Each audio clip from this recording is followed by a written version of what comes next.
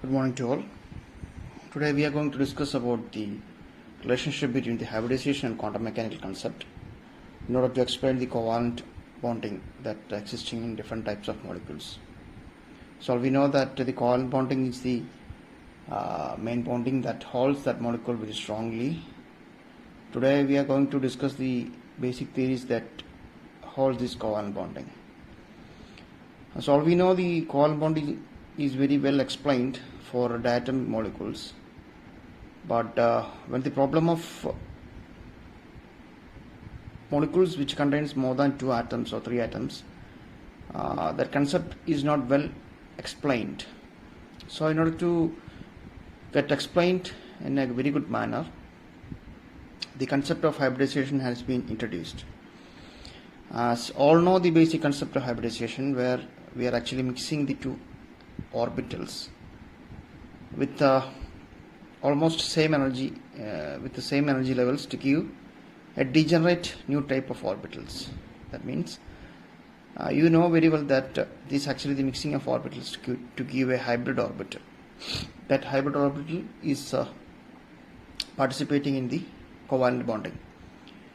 So in the case of hybridization, it is not necessary that the mixing of orbitals is between s, or it is between the p orbital, or it is between the d orbital. We are having that freedom of mixing s and s with p and p with the d, or like that, etc., etc. So there is a mixing of orbitals is happening. Along with that, the new type of hybrid orbital is being produced, and this hybrid orbitals is participating in the bonding processes, making different angles. As you all know that there is mixing of S and P, which gives the SP type of hybridization, with which is making an angle of 180 degree, and like that SP2 is there making an angle of 120, and SP3 is there making an angle of 109.28 degree. So sorry, angle. These are the mixing of orbitals, and that will lead to the formation of the covalent bonding. And the basic concept is the valence bond theory, in which the valence orbitals are being participating in the bond formation. And as all of you know that in the case of valence bond theory, the covalent bond is formed by the overlapping of two half-filled valence atomic orbitals to form the different molecule. So the electrons in the overlapping orbitals of the two orbitals are get paired, and they are being confined between the nuclei of the two atoms. This is in the case of the valence bond theory, and it also relates with the electron density, the strength of this covalent bond. That means when the electron density between two bonded atoms increases, the strength of the molecule will also increases.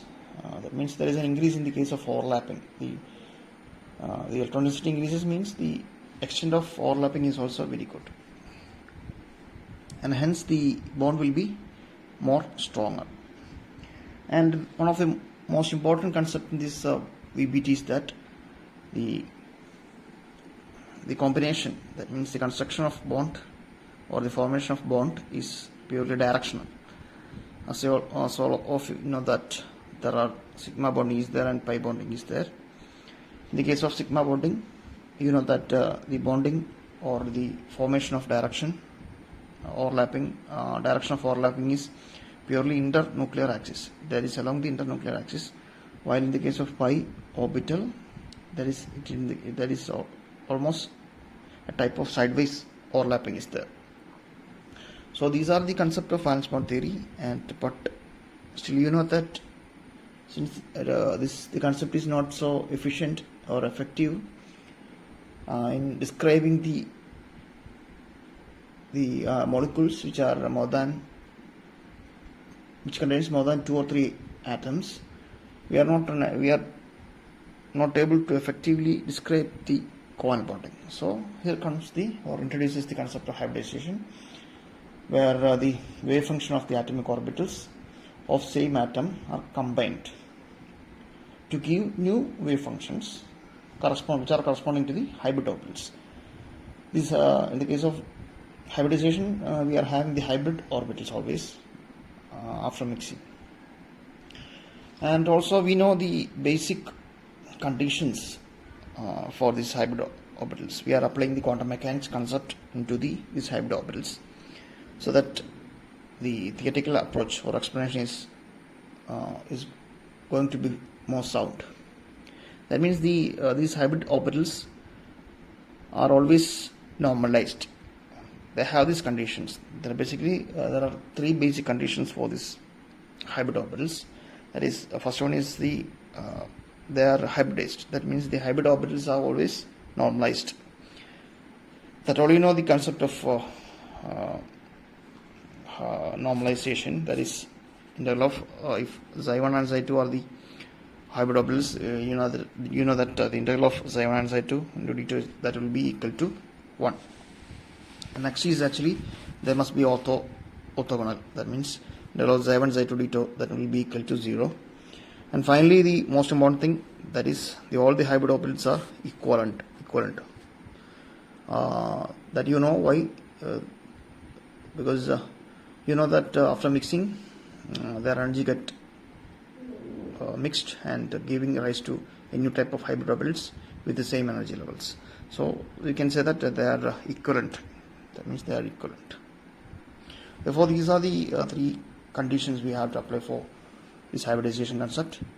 And now we are going to the SP first, the basic hybridization, that is SP hybridization, with an example.